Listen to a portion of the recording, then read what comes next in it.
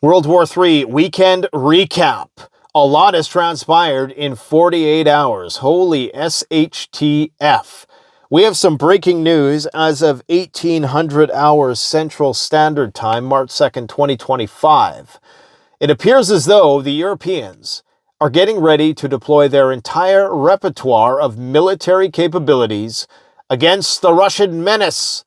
A new triple entente is emerging in Europe, comprised of the Brits, the French, and ironically, the Germans, who are getting ready to deploy 100 of their 600-strong Taurus missile arsenal to Ukraine. These are long-range weapons with a 500-mile range, heavy ordnance cruise missiles to be mounted on Soviet-era Su-24 planes to ostensibly be used against Russian targets inside Russia, probably as far, if not further, than Moscow from the front.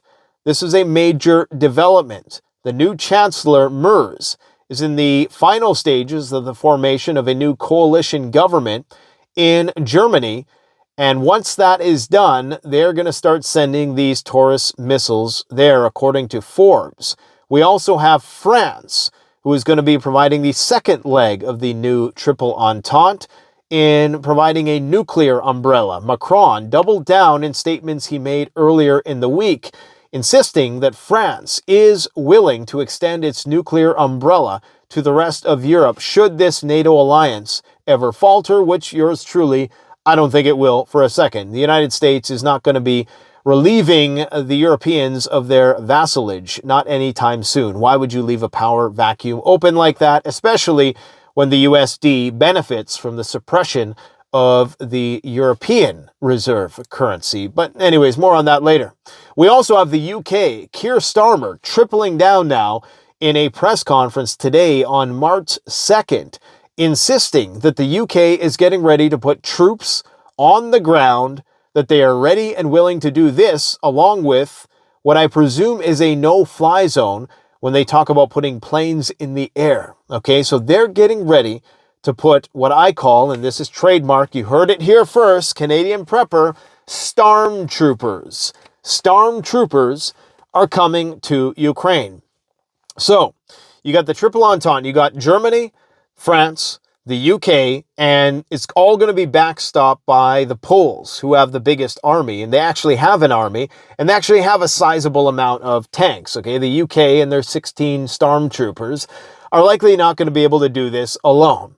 Now, Zelensky made some incredibly cheeky comments today when he said that don't worry about U.S. security guarantees, I will be your security guarantee, which is likely why Europe is getting ready to cook up a $500 billion fund to ensure that Ukrainians will continue to be hauled off the street against their will to be thrown into the meat grinder.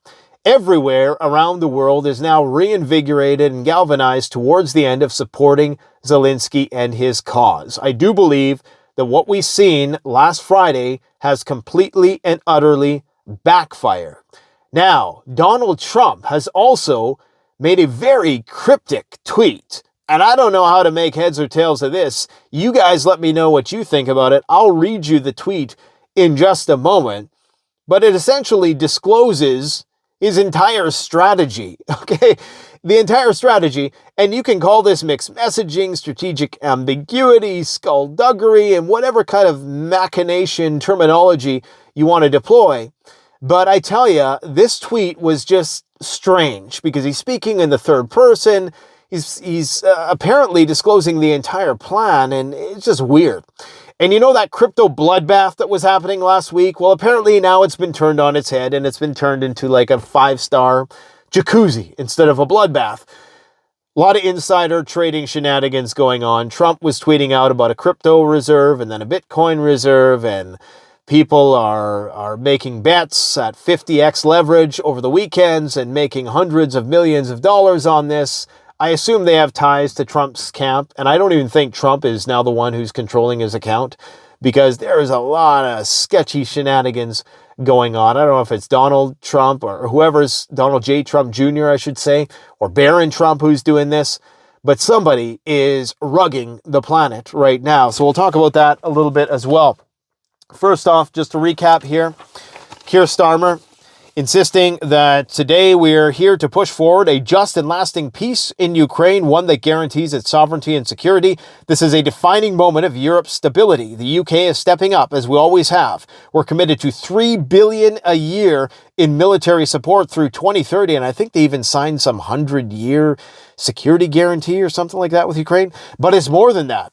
I said before, and I'll say it again, we're ready to put boots on the ground and planes in the air to defend a Ukrainian peace deal. This isn't a decision I take lightly. It's about ensuring Putin doesn't see this as a pause before he strikes again. Well, he's striking right now, still to this day. We're working with European partners and calling on the U.S. to back this with security guarantees. We're going to talk about what Trump said about that today in just a moment. Essentially, the EU, led by the UK and this triple entente, is not going to recognize agreements similar to the Minsk deals of the past. The UK will provide Ukraine with additional $2 billion for military purchases, including missiles for air defense systems. This is going to be on the basis of seized Russian assets. So this $2.6 billion loan is going to be repaid with revenues earned from seized Russian assets. They've committed 5,000 air defense missiles to be used against Russian drones, and Starmer announced a new meeting with Trump that is going to be taking place soon. I presume he's going to try to mediate what happened over the weekend there with that acrimonious exchange between Zelensky and Trump in the Oval Office. Also, the UK is once again willing to send a military contingent to Ukraine to ensure the implementation of a peace agreement. Before I forget, we also had more threats from the blue-haired menace against the life of Donald Trump over the weekend. Members of an elite Ukrainian airborne unit have issued direct threats against the life of Donald J. Trump. I told you that was going to happen. In fact, we're seeing the reinvigoration of the movement around the world. Everybody rallying behind Zelensky, including Saturday Night Live. French President Emmanuel Macron, as I indicated, when speaking to Portuguese television, is willing to extend France's nuclear deterrent as a nuclear umbrella for Europe should the NATO alliance falter, given the threats from the U.S. on potentially backing out of NATO. Now, I highly doubt this is ever going to happen. Why would you leave a power vacuum like that in Europe? I don't think the U.S. will ever relinquish control. In fact, based on the message that I'm going to read you from Trump off Twitter, it appears as though this mixed messaging, there's no consistency in messaging anymore. You might as well just completely block out everything these guys are saying and just completely watch what they're doing. Because everything Trump's saying, all of these contradictory statements make no sense whatsoever, and I'll explain what I mean in just a minute. Now, France has 300 nuclear warheads, among the most advanced in Europe, outside the U.S.'s nuclear delivery platforms that are currently there, as well as the weapons they have stored in multiple countries throughout Europe. So France is going to take the lead, and UK is going to provide their 16 stormtroopers, okay? And as I indicated, Germany is going to deploy 100 of their 600-strong Taurus missile systems to Ukraine so that they can get a big nuclear target on their back. The Europeans think that if they can keep this war going for one more year, that Putin is going to buckle in his demands and relinquish control of the 4 territories. That's what they genuinely believe, or that's what they want their people to believe. You're going to see a remilitarization of Europe on a scale never before seen. Even Keir Starmer, I was going to call him Keir Starmer and his 16 stormtroopers are saying that this is going to be the biggest militarization since the Cold War. Now, let's get to Donald Trump's statements, shall we? This is a real tweet, okay? This is not parody. This is not satire. This is not The Onion. This is what he wrote. I don't think he wrote this, unless it was like Trump's brain writing this, and he refers to himself in the third person this frequently. Here's what Donald J. Trump wrote on Twitter. And I believe this is still up. If it's not, I'll have the screenshot. Now Zelensky will have no choice, he says, but to back down and accept Trump's terms. Speaking in the third person. But here's the genius part. He's basically commending his own genius. Trump is actually protecting Ukraine without dragging the U.S. into war. It's almost like he cut and pasted this from somebody else who was interpreting what his mixed messaging is. Anyways, I'll quit interjecting my opinion here. By negotiating a mineral deal, Trump ensures that Americans will be involved in Ukraine's mining industry. This prevents Russia from launching an invasion, because attacking Ukraine would mean endangering American lives, something that would force the U.S. to respond. Would it really force them to respond? Why? I mean, you put guys in harm's way, you give them danger pay, and you get on with your day. But that's what they say. Anyways, Trump played both sides like a master chess player. In the end, Zelensky will have no choice but to concede, because without U.S. support, Ukraine cannot win a prolonged war against Russia. And once U.S. companies have mining operations in Ukraine, Putin will be unable to attack without triggering massive international consequences. It's funny how they put the burden on the international consequences and not on the United States themselves there. Don't underestimate Donald Trump, Donald Trump says. In this game of chess, he's 10 moves ahead of everyone. Okay, so just recap that for a second.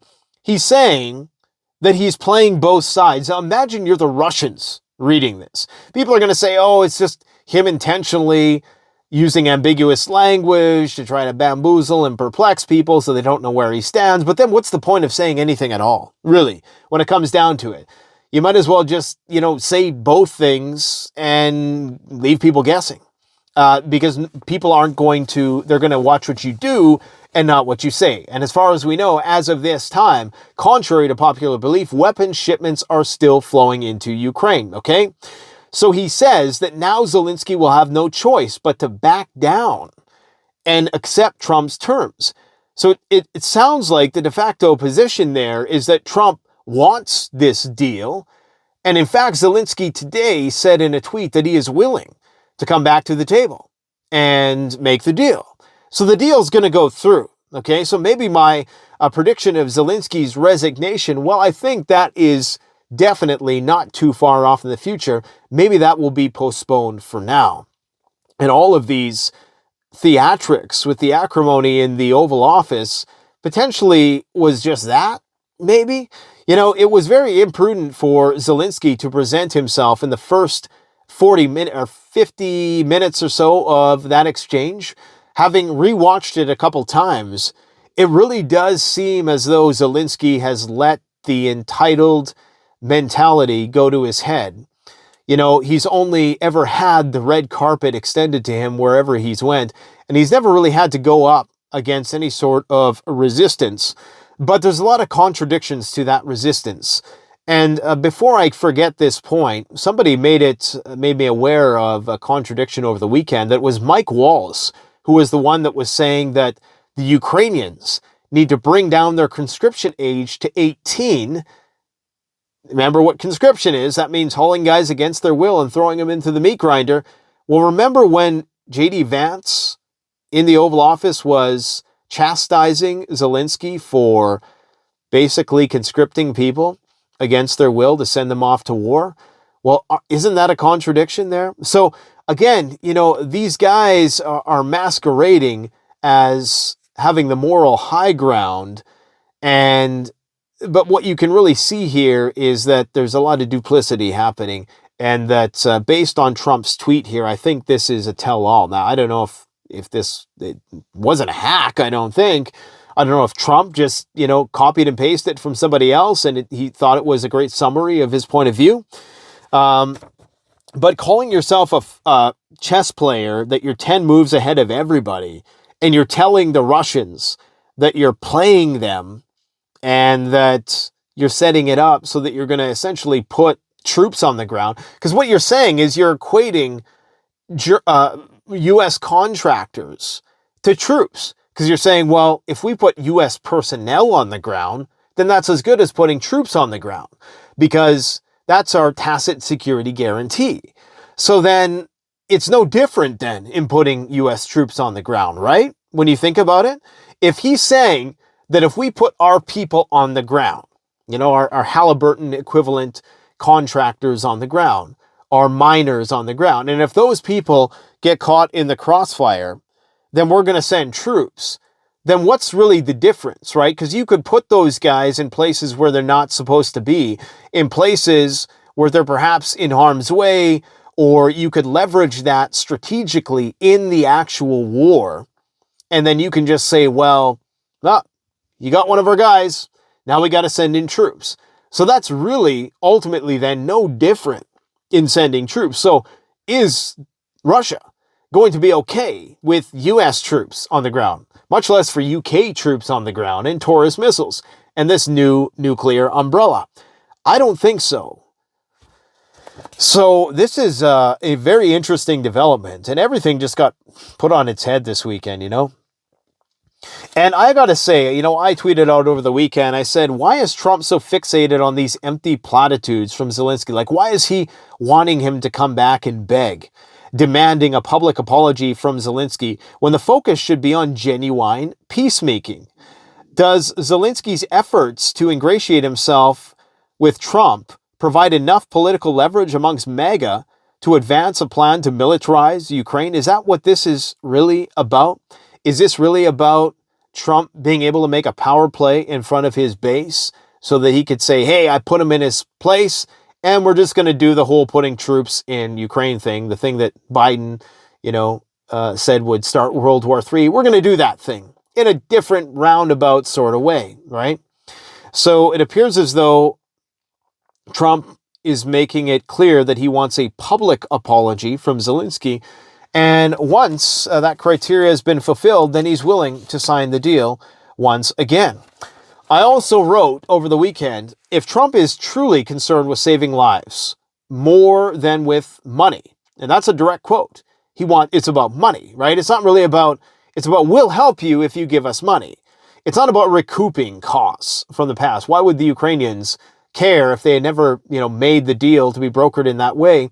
Then why is there such an obsession with the deal? Why is it a barrier to initiating peace talks with Russia? Why is it so important about extracting a few dollars from an industrial partnership, one that Bloomberg even deems economically unviable? It's because the deal serves as a Trojan horse to turn Ukraine into a de facto NATO member under the guise of reconstructing a secure and prosperous Ukraine. This is called mission creep. Russia opposes this deal, obviously. They oppose the deal between the Ukrainians and the Americans, which is why Putin has issued a counteroffer. The Russians are okay with Russian troops surrounding Americans while they mine resources, but they don't want Americans in there doing it behind British peacekeepers, of all things. So you see how this play is being played. So what Trump said there, in that, if that was for real, I mean, either he got hacked or he's just hoping that it's just going to add like a 5D chess layer to this whole thing. I don't know. Anyways, Russia opposes this deal. There's no way they want the US or European peacekeepers interfering in their advance and providing cover for the remilitarization of Ukraine. Nothing is as simple as it seems. Consider that the US has earned billions more from liquid natural gas and oil exports since Nord Stream was blown up. Some people think that they're going to try to reacquire some sort of stake in Nord Stream and turn that back on again, but I don't think so. I don't think that's going to happen because they're making money hand over fist with their liquid natural gas. In numerous ways, the U.S. indirectly profits from Russia's economic decline, including the weakening of industrial Europe and the erosion of the euro status as a reserve currency. The longer Europe remains in a perpetual state of war, the euro is going to continue to weaken. And this rift between Zelensky and Trump, it's interesting that it comes about during the repatriation of 2,000 tons of gold. I mean, an insane amount of gold from the LBMA to the United States. And it makes me think, I just had a thought throughout this video. I wonder if Trump's nod to the crypto reserve, saying that they're going to put XRP, Solana, and what was the other one? Cardano. And then they later said Bitcoin and Ethereum as a pool of crypto assets, okay, for a crypto reserve. I wonder if that was just to send some more money from precious metals to try to bring down the price again so they can continue to load up, and then they're going to rug pull everybody in crypto again. I wonder if that's what this is about. Because, of course, crypto was a bloodbath last week, right? Somebody started selling for some reason. I told you that the markets were going to collapse. I thought it was going to start last week. All of the indicators are there. We're the most overvalued as ever before. I'll show you more charts. I've shown you hundreds of charts that confirm that. Everybody knows that. But crypto was that canary in the coal mine, right? Because that's one of the highest risk assets. I hate calling it an asset because I just think it's dumb.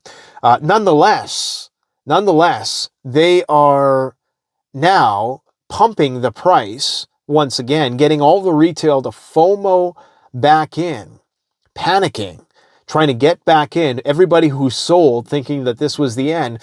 Now, all those people are likely going to take some of their money from the paper precious metals markets, put that into crypto, thinking that Trump is going to make some crypto reserve. And understand what a crypto reserve is. A crypto reserve is nothing paid for with nothing. How is the U.S. supposed to create a reserve when it's in a deficit? When you're in a deficit, you can't create a reserve because it's money that doesn't exist. So the U.S. is going to take money that doesn't exist to do this pump and dump scheme. I mean, the American people should be outraged at what's going on. And the insider trading, Trump leveraging his influence on social media to pump crypto. I mean, we're talking about hundreds of billions of dollars that went into crypto within an hour of Trump making a tweet. First, he made a tweet that said the following.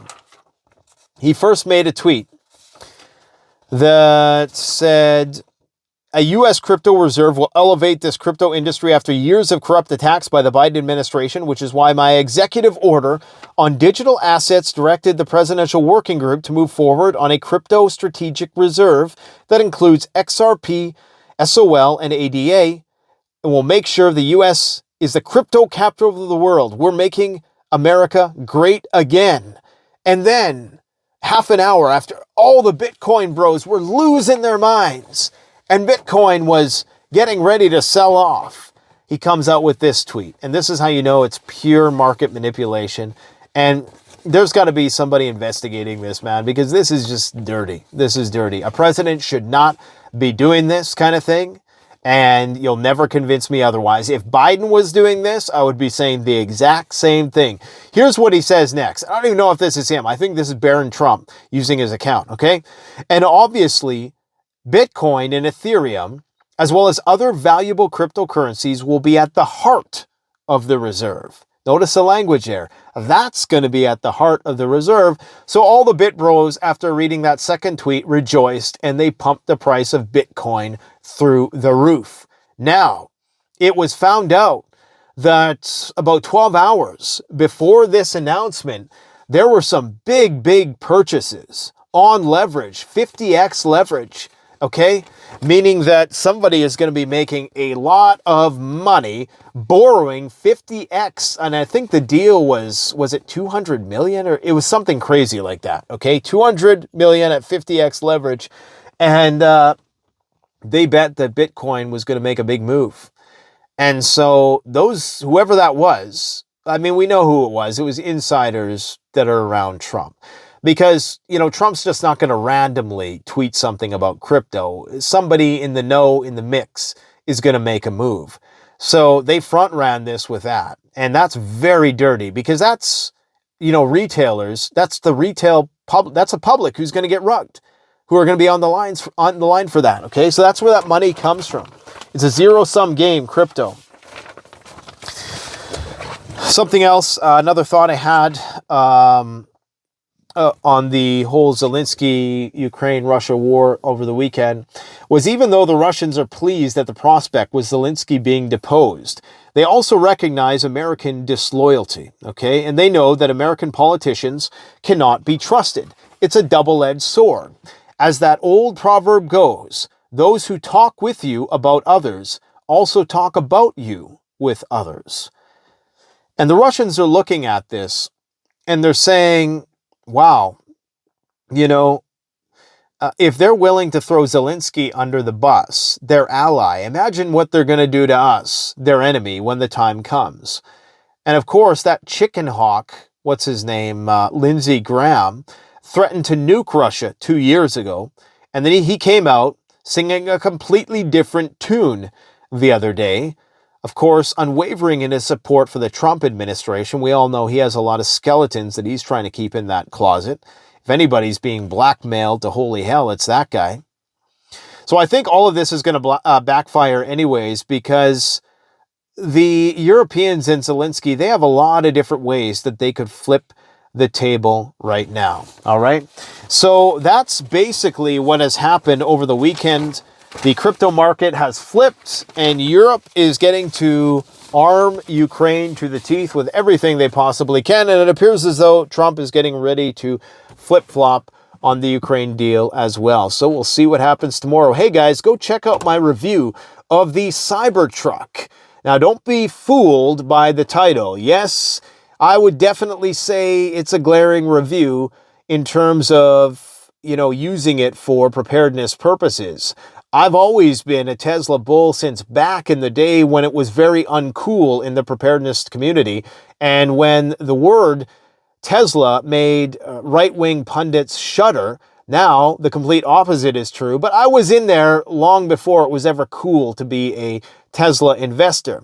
And when the Cybertruck first came out, I signed up on the list to reserve one.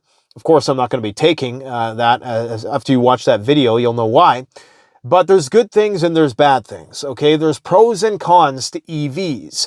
It's not just ICE engine purism. I definitely think, and as an owner of several Tesla vehicles over the years, I can say that EVs have a place in preparedness, but just not that one in particular. And you're going to have to go and watch that video to find out the reasons as to why. I think it's probably one of the most fair and balanced views that you're going to get on an EV and the Cybertruck for that matter on the internet. Okay, so go and check it out. We got a lot of great content coming for you this weekend, and I'll try to keep you apprised of what's going on in the world. Thanks for watching, my friends. Canadian Prepper out.